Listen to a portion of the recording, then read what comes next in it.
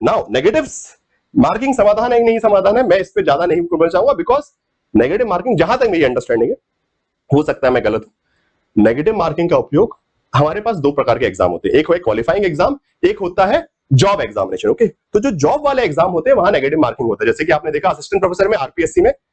आपको जॉब दे रहे हैं तो वहां नेगेटिव मार्किंग। यूजीसी नेट एक क्वालिफाइंग एग्जामिनेशन है। तो लॉजिक इस देश का मुझे नहीं पता कि हो सकता है ये कर भी लें, कोई बड़ी बात नहीं है, सरकार चाहे तो कुछ भी कर सकती है, बट हमारे यहाँ बेसिक जो एजुकेशन सिस्टम में लॉजिक चलता है कि कोई भी क्वालिफाइंग एग्जामिनेशन है जिससे आपको जॉब नहीं मिल रही, एक सर्टिफिकेशन मिल रहा है, यूजीसी नेट इज एक सर्टिफिकेशन, जेआरएफ सर्टिफिकेशन, तो उस सर्टिफिकेशन में नेगेटिव मार्किंग नहीं रखी जाती, बिकॉज वो सिर्फ सर्टिफिकेट है।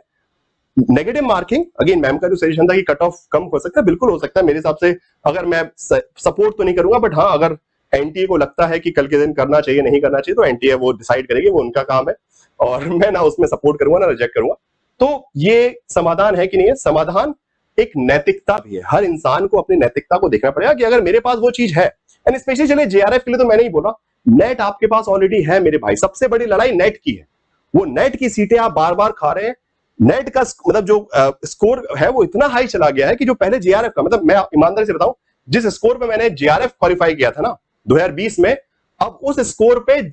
नेट क्वालिफाई नहीं हो रहा है, ये सच्चाई है जनरल कैटेगरी का। मैं जनरल कैटेगरी से हूं, जिस स्कोर पे मैंने, मेरे आई गेस 210 समथिंग कुछ मार्क्स आए थे, उसमें मेरा जेआरएफ हो गया था तब। अब बच्चों का 210 पे नेट क्वालिफाई नहीं हो रहा, और बताइए। तो